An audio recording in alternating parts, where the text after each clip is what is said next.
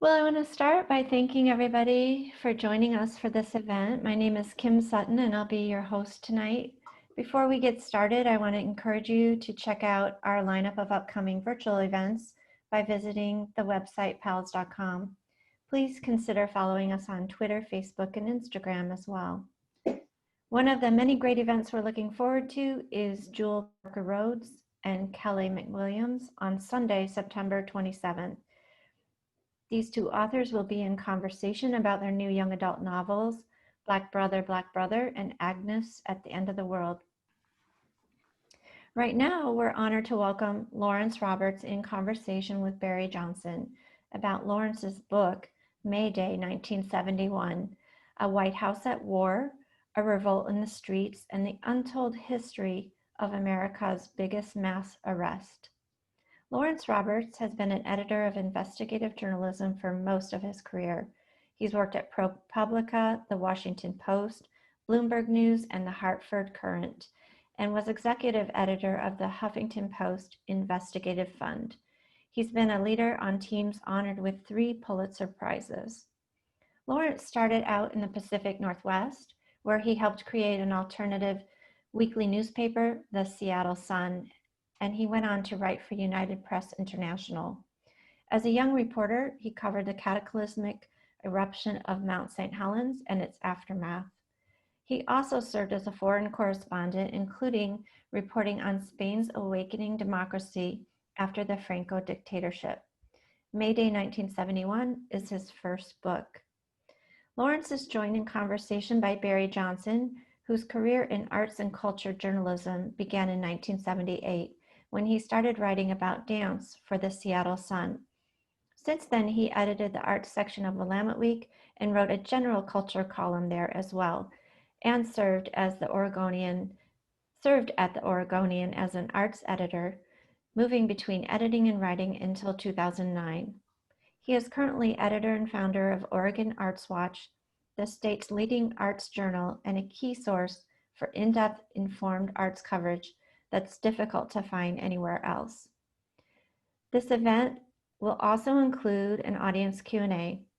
Please use the Q&A button at the bottom of your screen if you'd like to ask a question. If someone has typed a question that you'd also like to know the answer to, please consider upvoting the particular question by clicking the thumbs up button. Most importantly, please consider supporting both Lawrence Roberts and Powell's by purchasing a copy of the book, Mayday 1971. A link to buy the book will be shared in the chat this evening. Lawrence, Barry, it's an honor to welcome you both today. Thanks for joining us and have a great event. Thanks, Kim. Thank you. I'm Barry Johnson. The other guy is Larry Roberts. I'm going to have to call him Larry. I don't think I'll be able to call him Lawrence. I hope that's okay. Mayday 1971 is a book about the last great anti-war demonstration against the Vietnam War in America. It's weirdly, for such a big event, it hasn't been written about very much. And Larry's book sort of functions as the definitive history of that week, really, of protests. What's great about the book for me was, look, Portland has been protest city here for about 5-6 months, right? And I find myself looking for context for our protests. And this book came along at exactly the right time for me. And because it's sort of like a case history of this protest, of this culminating anti-war protest in 1971. And it also sort of reads like, to me, a military history of a big battle, because Larry is taking us behind the scenes of both sides of the administration led by Richard Nixon and the Department of Justice, and a gaggle of organizers on the other side, attempting to, in their words, shut down the government, which sounds like maybe some drugs were involved when they came up with that slogan, but actually, you need a good slogan, and that one was a good one.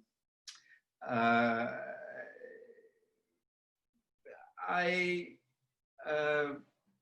have known Larry since, we were just talking about this, I think I met Larry on the very first day I ever entered the Seattle Sun, which was an underground newspaper, Seattle's finest underground newspaper, in my opinion.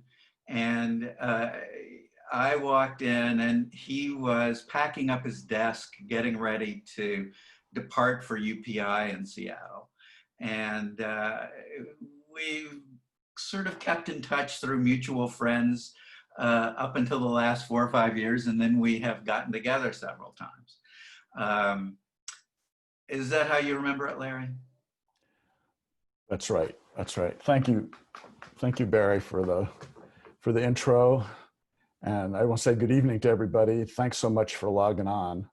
And for those of you in the Northwest, I hope that this wild season of fire and anxiety is finally fading a little bit.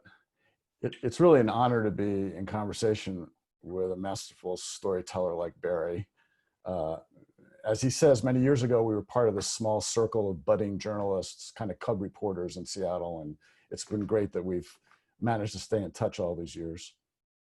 And I want to thank Kim and from Powell's and Jeremy Garber, who set up this event, and all of the people at Powell's, really, because it's thrilling for me to be hosted by the biggest and the best bookstore on the planet, which I've patronized many times over the years. And it's really something for me to be here with my own book. So to expand on what Barry was saying, my book is the story of the clash between an embattled president who confronts a social movement just as he's fighting to get reelected and to hold on to power. Sound familiar? In this case, the president was Richard Nixon, of course, and the mass movement was trying to force an end to the Vietnam War. How far did Nixon and his men go to protect their position? What constitutional lines did they cross? They crossed a lot of them, actually. And yeah, it's true, the book focuses on one season of dissent and protest in Washington in the spring of 1971. But the story it tells is a much larger one, in my view. It's more than a tale of one big protest. This is a story about how we as a nation, as a people, we as individuals deal with one of those periodic emergencies in American democracy. The story has its villains. Not everything they do is wrong. There are heroes. Not everything they do is heroic. As always, there's a bit of sex, drugs, and rock and roll involved. And in the end, the Republic survived. And perhaps that's a hopeful lesson for us today. What prompted you to tell this story to make this the center of your first book?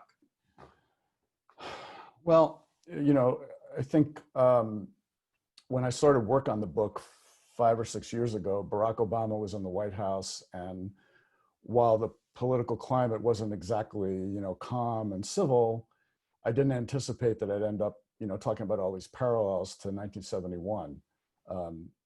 I wanted to revisit those days because the late 60s and the early 70s were this tumultuous time in America. We had hundreds of people killed in riots every summer that had their roots in racism.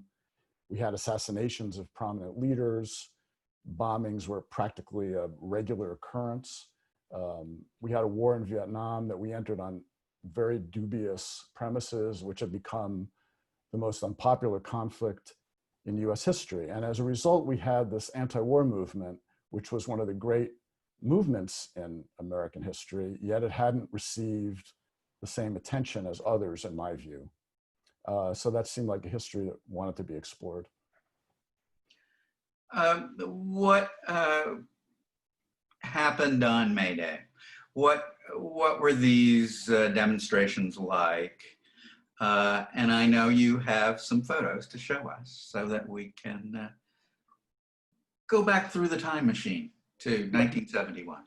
Let's do that. Let's go back and see here.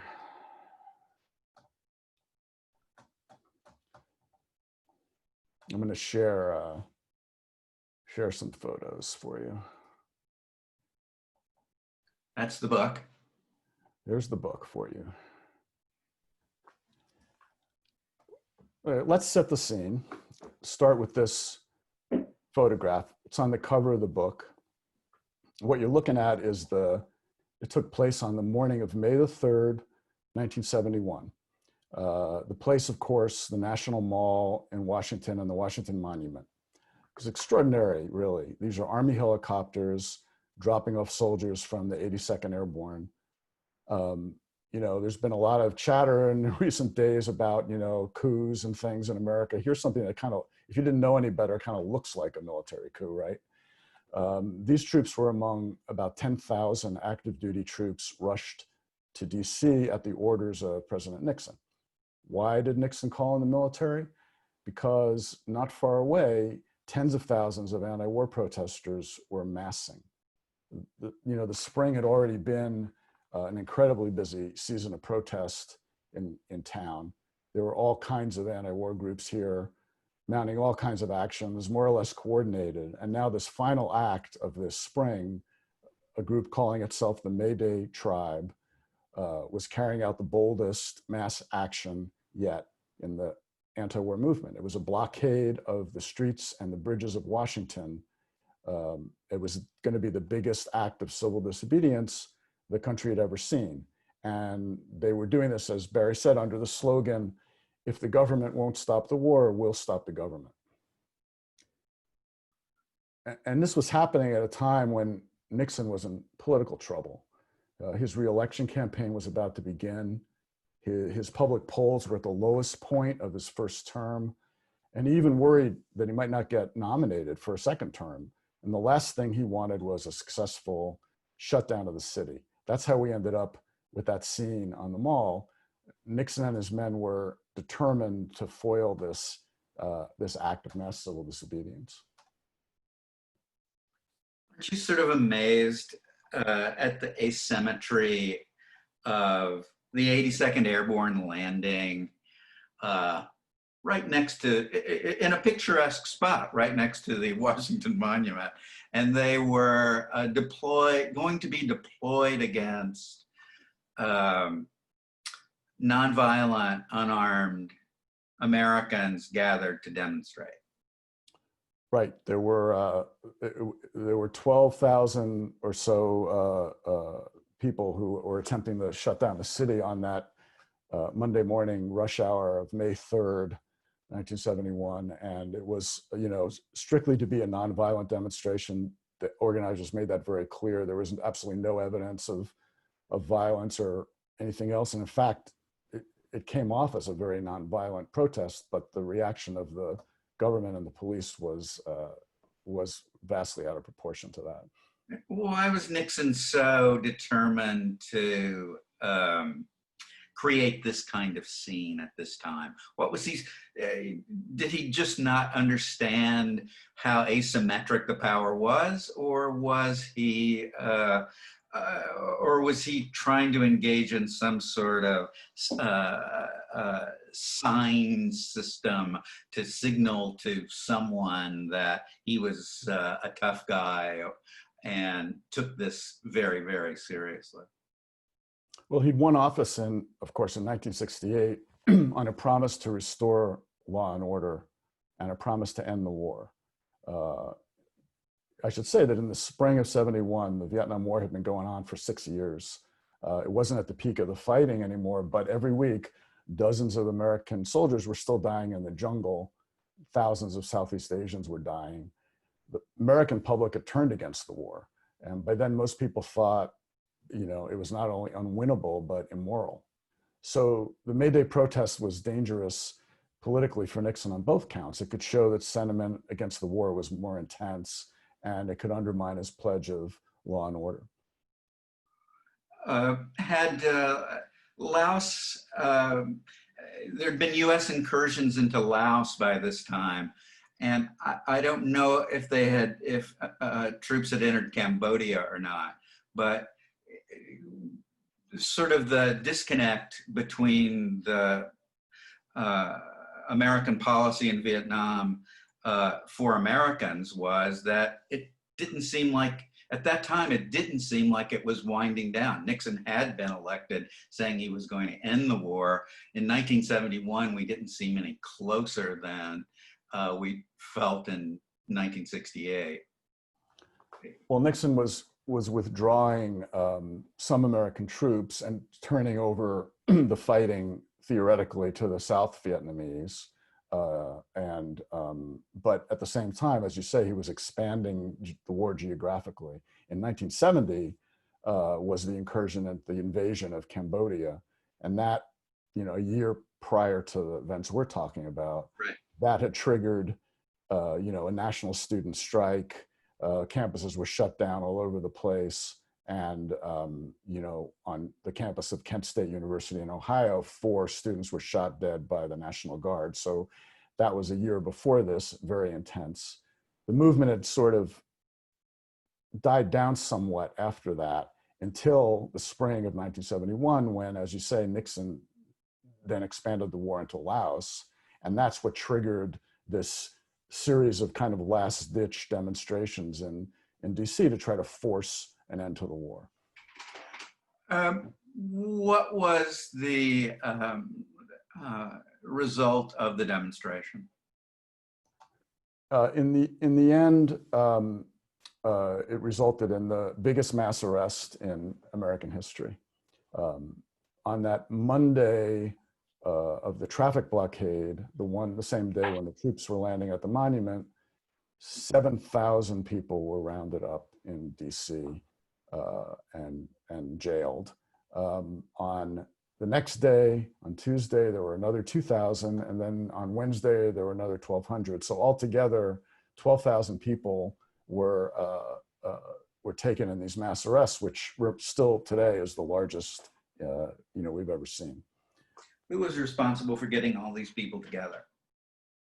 Who were the leaders, anti-war leaders who were summoning this gathering? Well, as I say, it was over the spring, you had a whole series of anti-war groups, peace groups, bringing various demonstrations to DC. The Mayday blockade that we're talking about was the finale. But before that, all these different groups were coming around in order to work in a more or less coordinated way, you know, to bring pressure on the government. It was, you know, weeks and weeks of demonstrations. Let me share the screen, some photos again for you guys.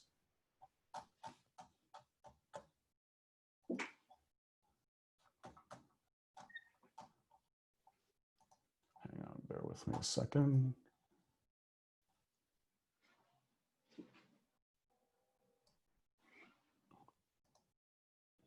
All right, so many groups came, as I said, and I'll talk about a few of the main ones. First in town was the Vietnam Veterans Against the War. That's who you're looking at now. That's a group that had been active for a while, but this was really their coming out. More than 1,000 Vietnam vets came to town, you know, to declare opposition to a war where they'd just been waging. And to my mind, that's the only time that's ever happened in America while the war was going on, right? The vets wanted to camp on the National Mall near the Capitol, and the administration went to court to kick them off. And the government actually won the case, but the vets refused to go. And the government was too worried about the public relations consequences, the optics, we would call it now, to force them out. So they let them stay, and it was a huge victory for the veterans. And it really started to help move public opinion even more against the war.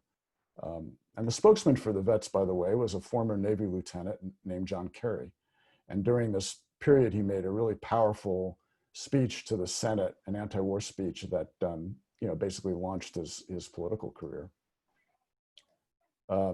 Before they left town, the vets had a ceremony where they hurled back their combat medals onto the steps of the Capitol. It was one of the most emotional moments of this whole spring series of protests. And the White House was getting more and more worried about the rest of what they call the spring offensive. And after vets, it came this big mass march, the largest event of the spring. Probably hundreds of peace groups joined in. It was everybody from church groups, union groups, even the communist veterans of the Spanish Civil War were there with a banner. And they all marched from the National Mall to the Capitol, had a huge rally. And there were probably 400,000 people, which would have made it the largest demonstration in DC to that point. The buses coming in were backed up on the highway practically to Baltimore. And all this happened about a week before the Mayday Tribe was about to gather in the city. So things were sort of hopping in DC, and maybe do you speculate that that's why the Nixon administration, Nixon specifically, and his administration were so edgy? Is edgy the word?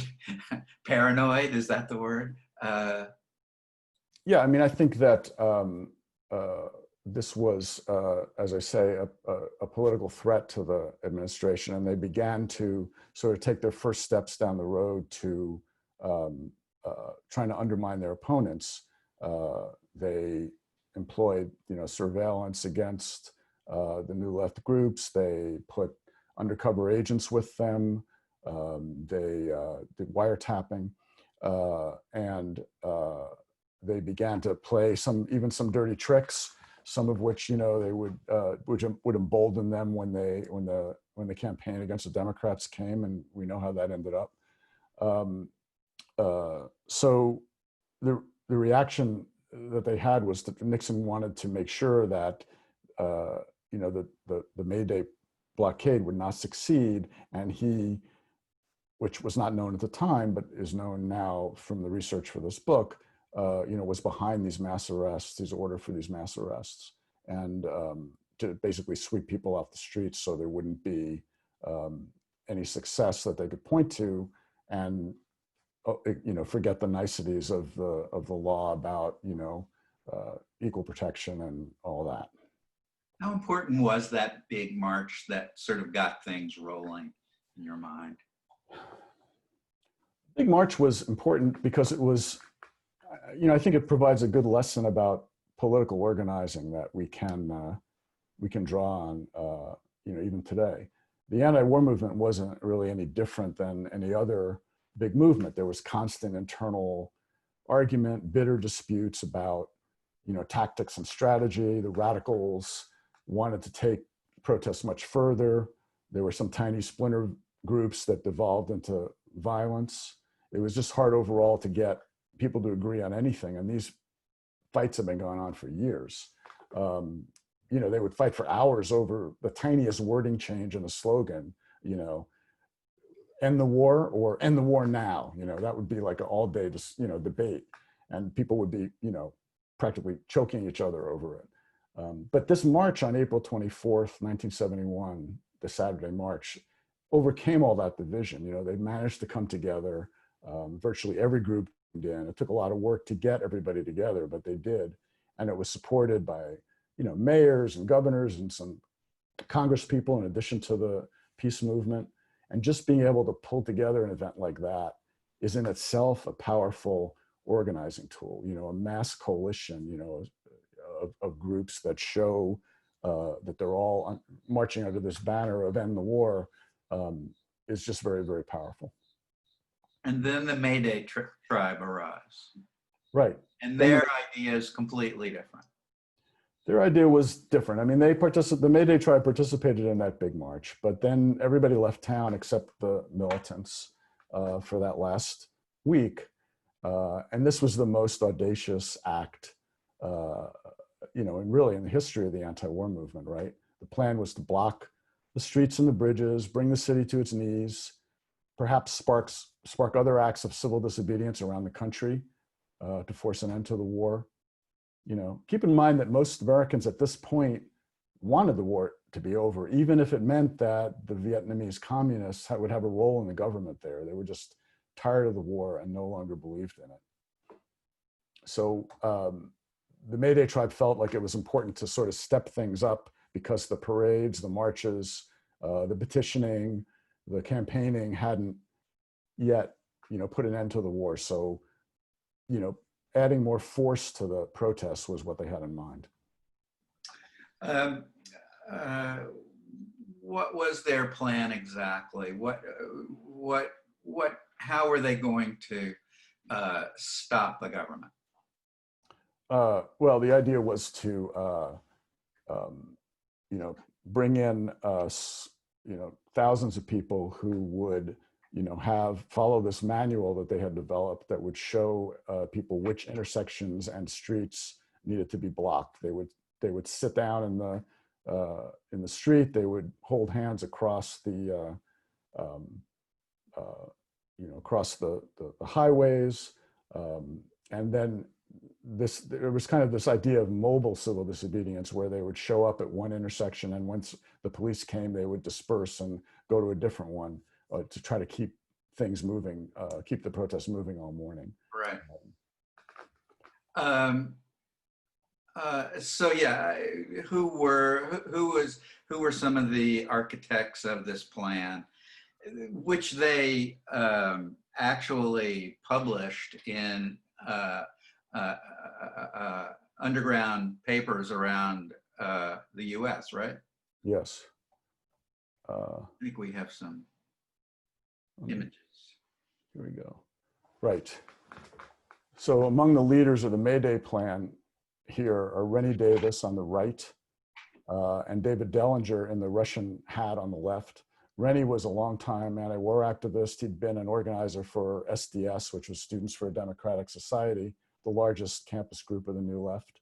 He'd been to Hanoi. He saw the damage from American bombs, decided to devote his life to stopping the war.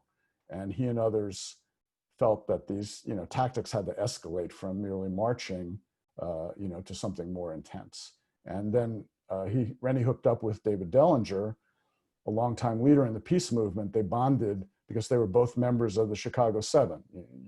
Many of our viewers may remember the Chicago 7 were the activists who were indicted and tried by the government for supposedly inciting the riots that took place in Chicago during the '68 Democratic Convention.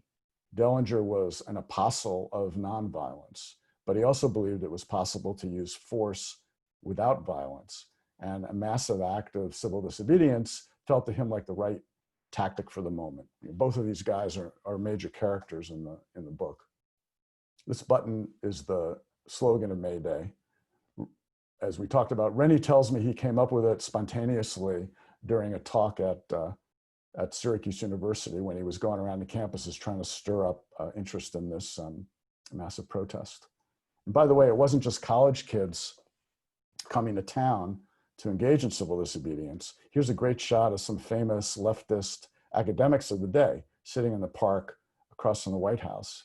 You might recognize some of them. At the top is Daniel Ellsberg. And he had a secret because he just leaked the Pentagon Papers to the New York Times.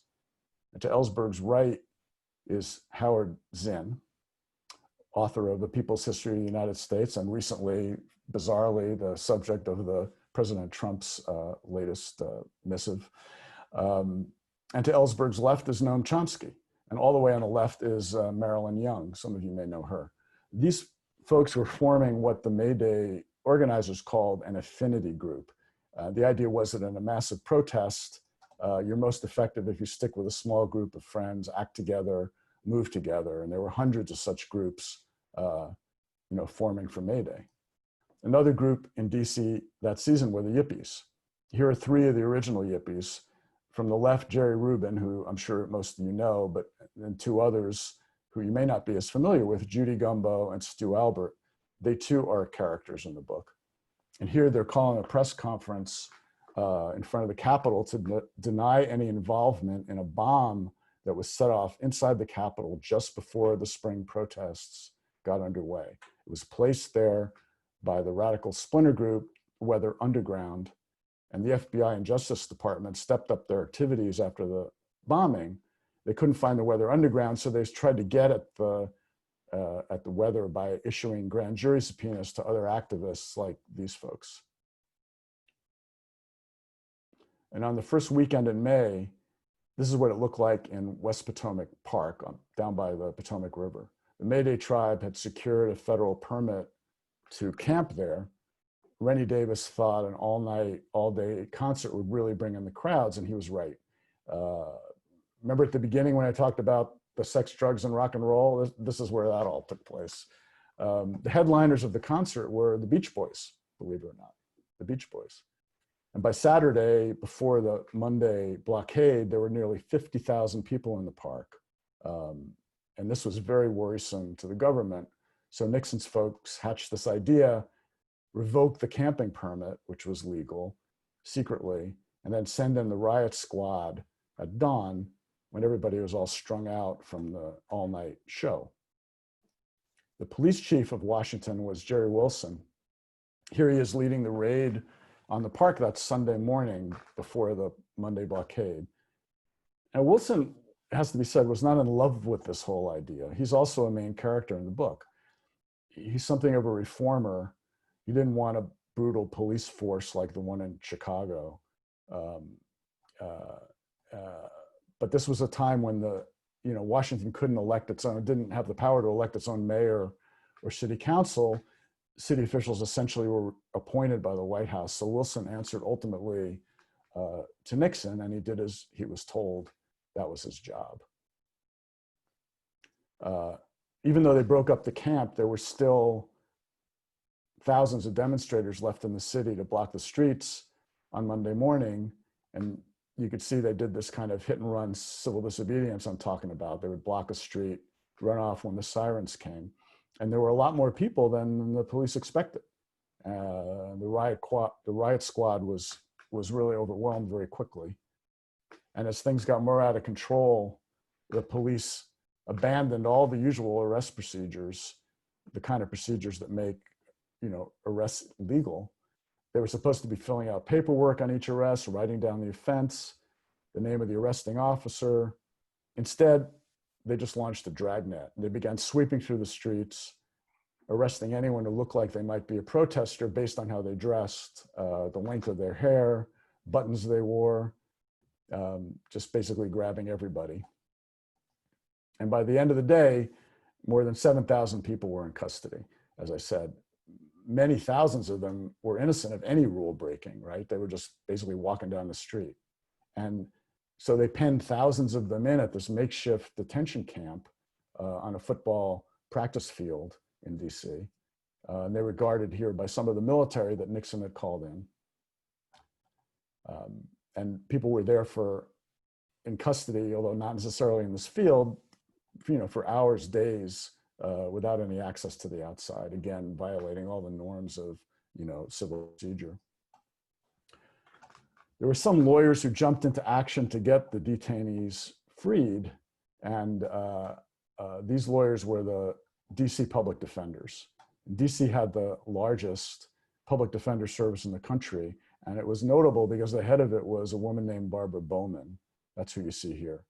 And she's a character in the book. She led her lawyers into this thrilling legal battle with the government to get the detainees freed.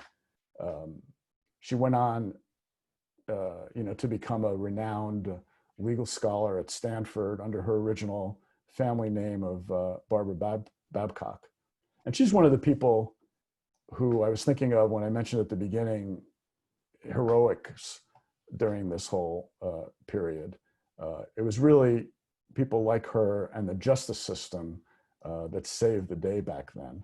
And maybe we'll be lucky again and the justice system will step in and save us today.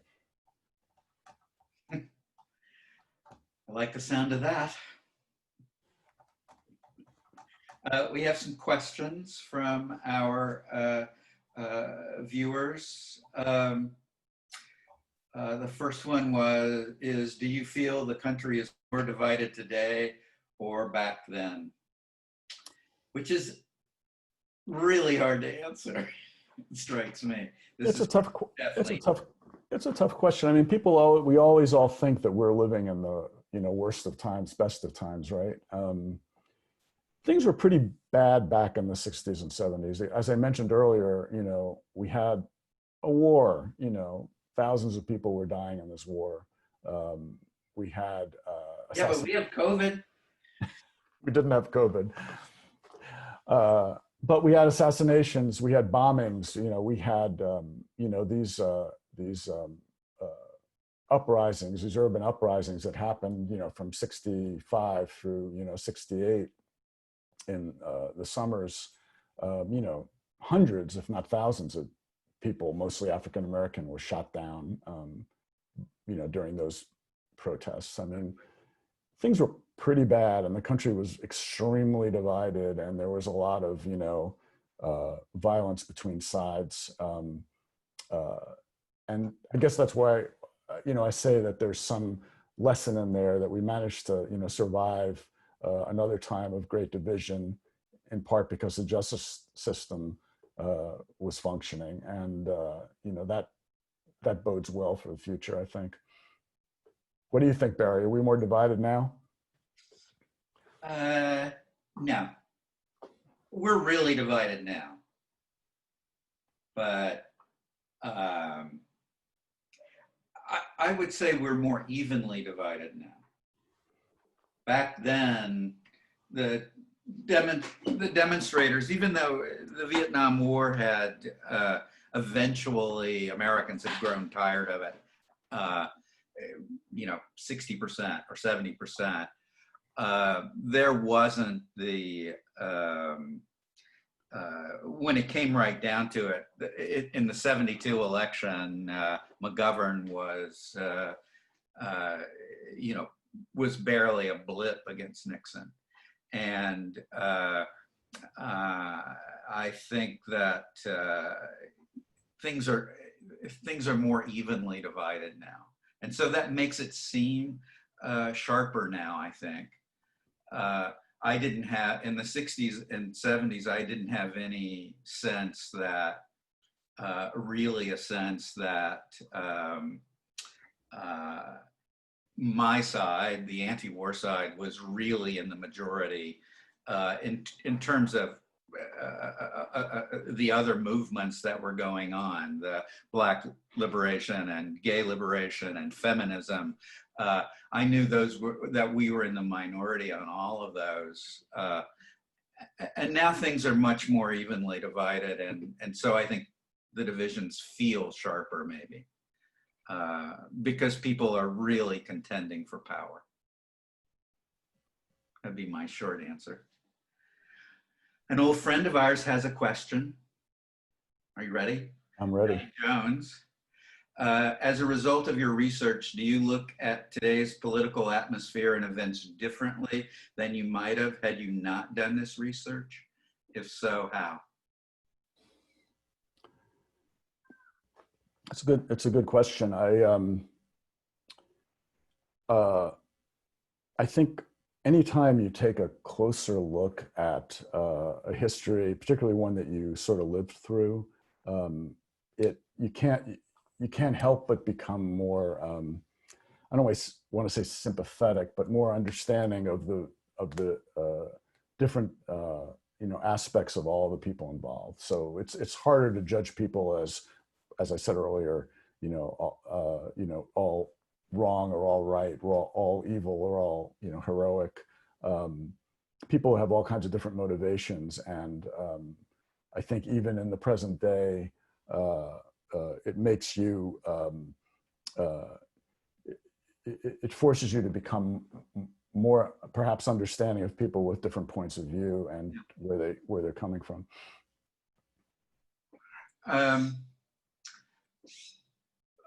Another question that came up, did one of the protest leaders stand out among the others? I guess you could look at that as in two ways. One, was one more important in gathering the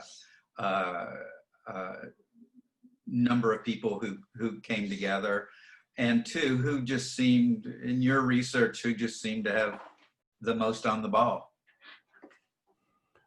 You know, David Dellinger is a fascinating figure. I mean, he was a very committed pacifist, absolutely pure about the idea of nonviolence.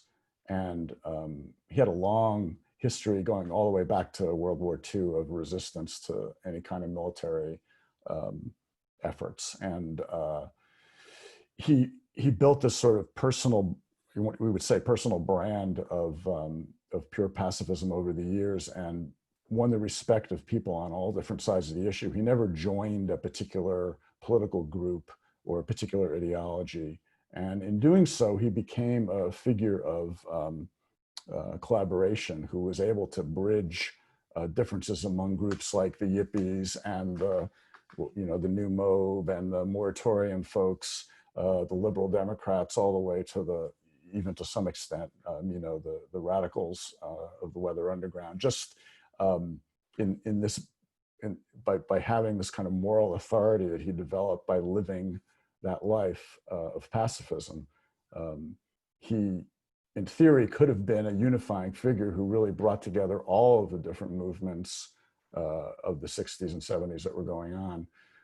One of the things I point out in the book is that unlike the civil rights movement, the anti-war movement never really developed one, prominent figure that stood out above all others like Martin Luther King. And that, I think, was one of its great failings, that there wasn't someone who could step into that role and unify all the different parts of it and really, bring the war to an end, force an end to the war even sooner. And Dellinger, to me, David Dellinger, was the person who was most suited to that role. He just never quite reached it for a variety of reasons I talk about in the book. Things were more diffuse then in the anti-war movement, I think. I think people showed up because they were, not because they were being called by Rennie Davis or David Dellinger, but because they were, it was sort of it was more of a broader cultural call that this war was wrong, and we needed to go down and testify. There's also, I don't know, this isn't in the book, and I don't know if you have any thoughts along these lines, but there's sort of a West Coast, East Coast, had different vibe. The Cambridge vibe and the Berkeley vibe were pretty different. And maybe there was a Midwest vibe too around Madison and Ann Arbor. It seemed like every single campus had its own little cultural orthodoxies and divisions. That's right. I mean, I think you have the Berkeley group, which was, included the Yippies and, the Ann Arbor, the Ann Arbor and the Madison group, which included people like, Tom Hayden and Rennie Davis of SDS. And there's constant tension between, the 60s, as most of you probably know, was not only a time of political revolution, it was a time of cultural revolution. And the question was constantly discussed and debated about whether, there was a way to join these two things, or whether, being political was the only way to go, or pushing for a cultural revolution was the only way to go. And there were different gradients of that feeling among all these different groups. But I don't think it's that different in any movement. It has, any movement, any social movement has such a wide range of folks in it. And certainly, although it seemed diffuse at the time, the organizing challenge of that time was so much more vast. Yes. In the sense that you had no social media, you had no internet, you had no, ability to communicate among people except, with the telephone and mimeograph machines and, buttons and phone calls, and yet they were still able to mount these amazingly large, protests that drew tens, hundreds of thousands of people. So, I think a lot of the lesson is that, the patience of somebody like David Dellinger to slowly build a coalition, to build a winning coalition, as he might have put it, um, uh, is something that's characteristic of many social movements. And it's probably, although I'm not in any way an expert on what's going on now with Black Lives Matter, I would not be surprised to discover that some of the same dynamics are taking place there. Carol Burton asks, could you talk a bit about media coverage during the Mayday demonstrations? As a journalist herself, I don't know, but I suspect in 1971 you already knew you wanted to be a journalist. How would you say the journalists of that time did with the Mayday demonstrations, and maybe compare it to how journalists are handling our demonstrations? Well, you may not be surprised to learn that the mainstream media, as we would call it today, was generally not very sympathetic to the anti-war movement. They were slow to recognize the futility and the immorality of the war. Eventually they did, but through the courage of correspondents like Neil Sheehan and David Halberstam in Vietnam. But it took a while.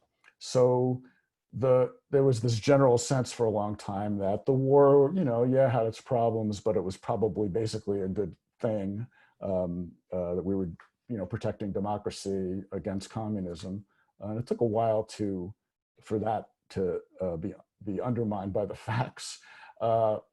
So at the same time, there was this kind of inclination to not take the anti-war movement itself as very seriously. It took a while for that to happen. And this was true even in '71 on May Day.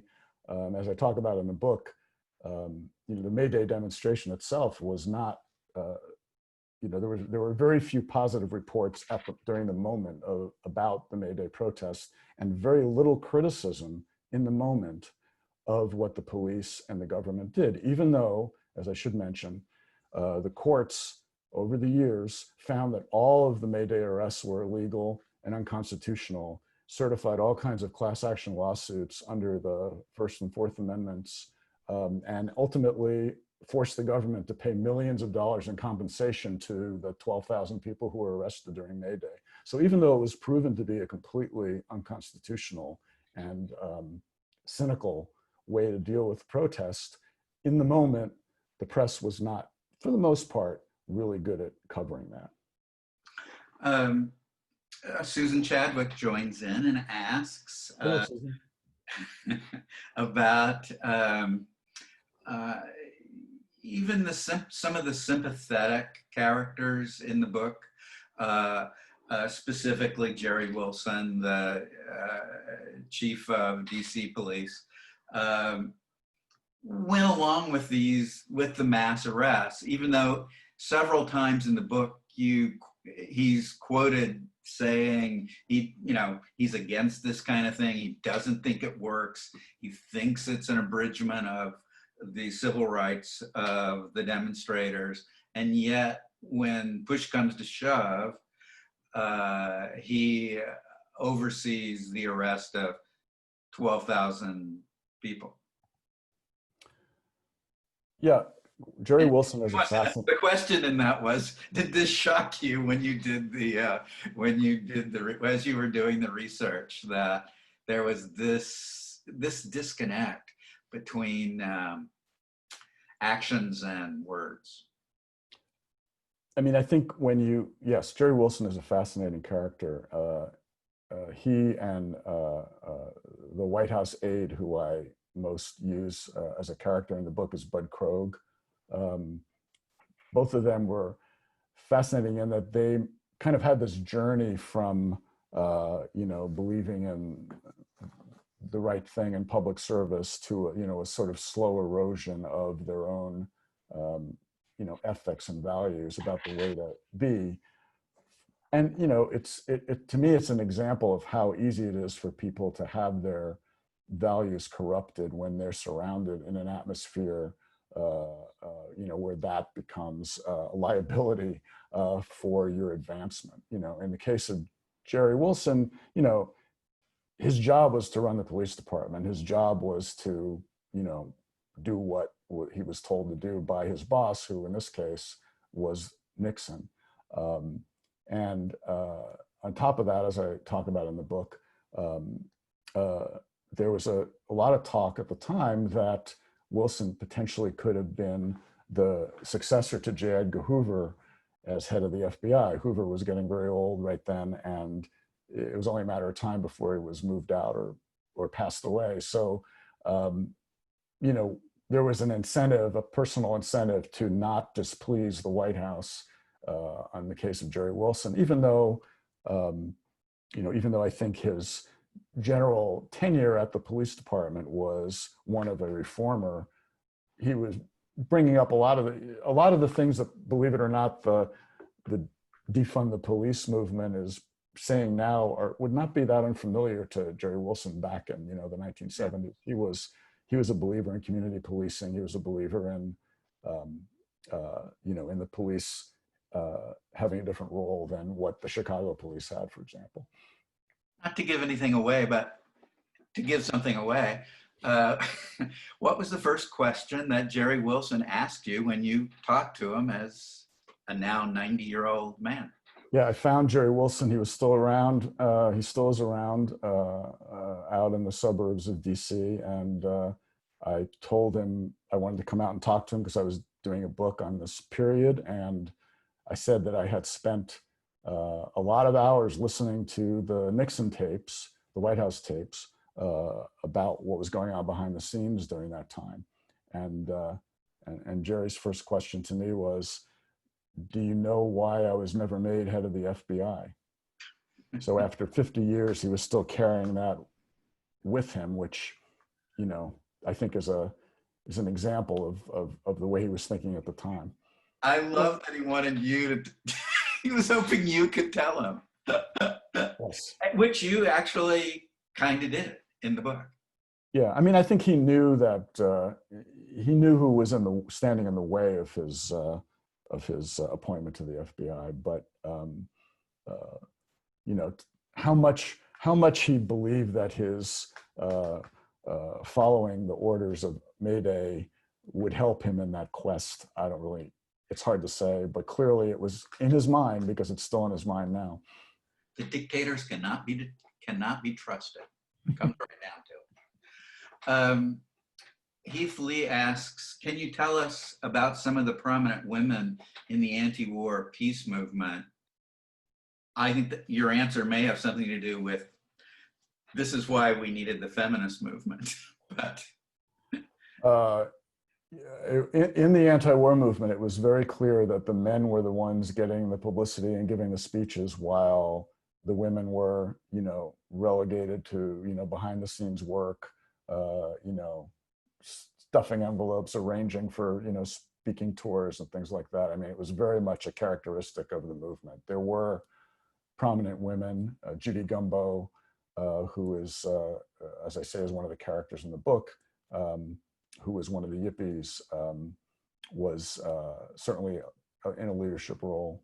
And there were others, but it was a male-dominated movement, and that's part of what gave rise to the feminist movement, the second wave of feminism, because there was this sense among the New Left that, you know, simply that simply the you know, the ideas of the New Left themselves were not enough to cure the problem of sexism and chauvinism. I think a great final question is Jeff Lean's. What do you believe is the lasting legacy of the Mayday demonstrations? Yeah, good question. I think that there are several legacies, but I would point to this, that the ability to pull off a major, completely nonviolent demonstration of mass civil disobedience in service of a cause that was so dear to the hearts of the people who were against the war is really an amazing achievement that hasn't been given its due in history. And the fact that the movement was able to do that is something that really should be celebrated. Because the provocations to go in other directions were great. Yes, and certainly as the tapes show, and as I talk about in the book, Nixon and his men were not only trying to provoke incidents of property damage and violence in order to discredit the movement, but were really disappointed when Mayday came off without a lot of violence or damage. Most of the violence was on the part of the police, beating people over the head or shooting tear gas. There was very little property damage, and even though you had 12,000 people running through the city, blocking streets, and trying to shut down the operations of the government. How long was the government shut down? The government was not shut down. And really, as you said at the beginning, the idea that they were really going to shut the government, that the Pentagon would stop drafting people and that the Treasury would stop writing checks, I mean, that was not really the goal.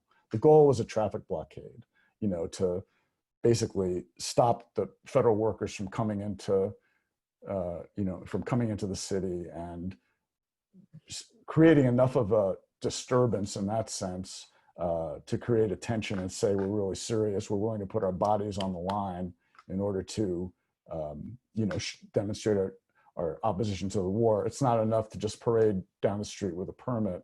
That's what we need to do. So the morning rush hour was tied up for a while, but then once the police began this dragnet, the streets were cleared, and other than the other events of the next couple of days, things in the city were reasonably normal, which is part of why the coverage of the event was, not very positive, because it was looked upon as, well, nothing really happened. They didn't really shut the government down as they said they were going to. I don't know. I think we're getting close to the end of our time together. Absolutely. And there's Kim, right on cue. Hello. Well, I just want to say thank you, everyone, for joining us for this event with Powell's. And it was really a pleasure to host you, Lawrence Roberts and Barry Johnson. Please consider purchasing a copy of Mayday 1971 by visiting powells.com. And I understand we do have some signed book plates. So be sure to place an order and get a signed book plate as well. We look forward to seeing you at another upcoming digital event very soon. Larry, Barry, thank you again. We're very grateful. And take care, everyone. Thanks. Very enjoyable. Thank you, Kim. Thank you. Thanks, Barry. Thanks, Larry. Bye, Kim. Good night.